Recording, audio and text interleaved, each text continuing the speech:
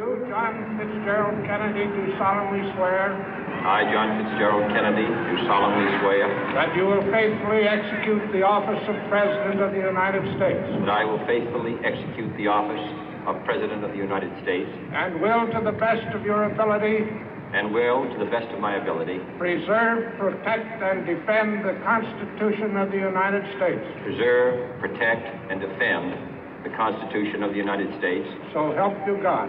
So help me God.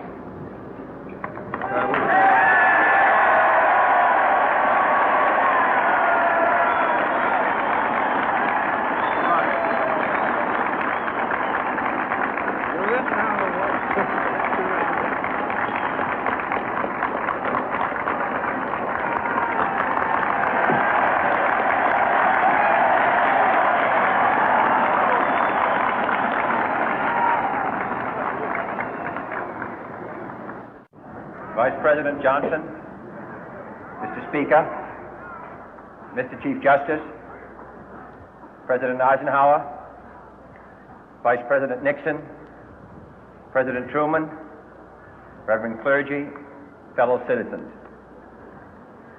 We observe today not a victory of party, but a celebration of freedom, symbolizing an end as well as a beginning, signifying renewal as well as change.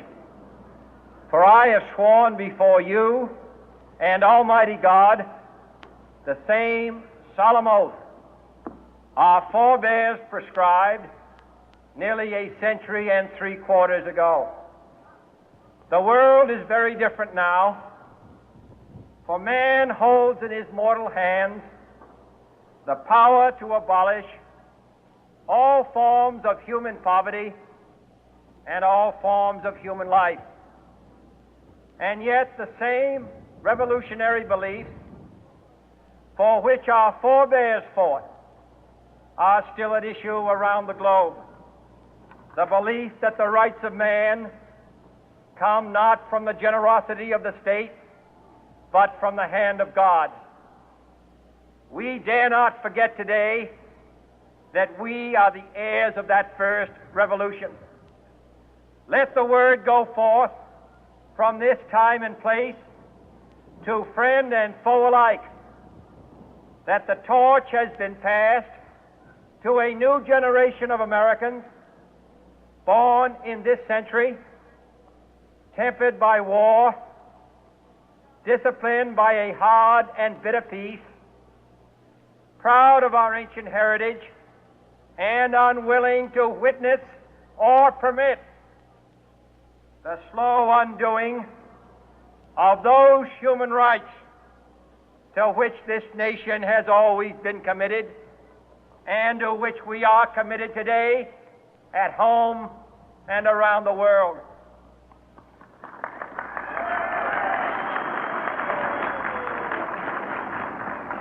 Let every nation know, whether it wishes us well or ill, that we shall pay any price, bear any burden, meet any hardship, support any friend, oppose any foe to assure the survival and the success of liberty.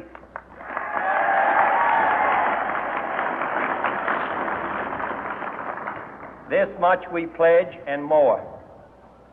To those old allies whose cultural and spiritual origins we share, we pledge the loyalty of faithful friends. United, there is little we cannot do in a host of cooperative ventures. Divided, there is little we can do, for we dare not meet a powerful challenge at odds and split asunder.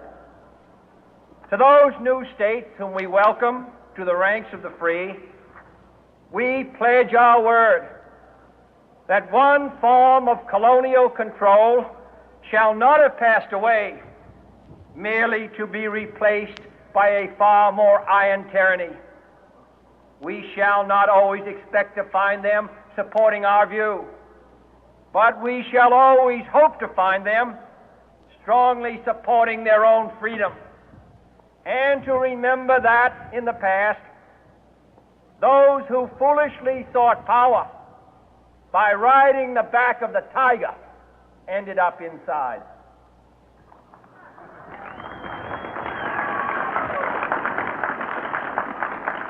To those people in the huts and villages of half the globe struggling to break the bonds of mass misery, we pledge our best efforts to help them help themselves for whatever period is required, not because the communists may be doing it, not because we seek their votes, but because it is right. If a free society cannot help the many who are poor, it cannot save the few who are rich.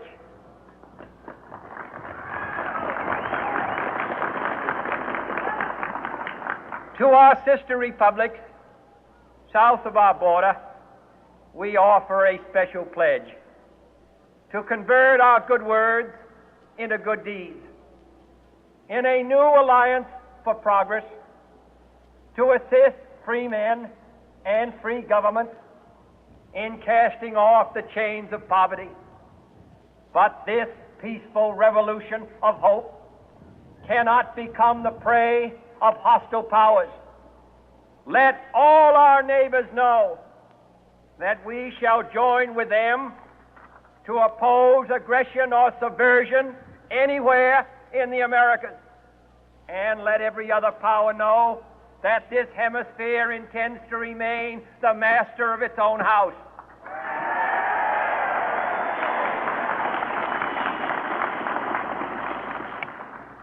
To that World Assembly of Sovereign States, the United Nations, our last best hope, in an age where the instruments of war have far outpaced the instruments of peace, we renew our pledge of support to prevent it from becoming merely a forum for invective, to strengthen its shield of the new and the weak, and to enlarge the area in which its writ may run. Finally, to those nations who would make themselves our adversary, we offer not a pledge, but a request that both sides begin anew the quest for peace. Before the dark powers of destruction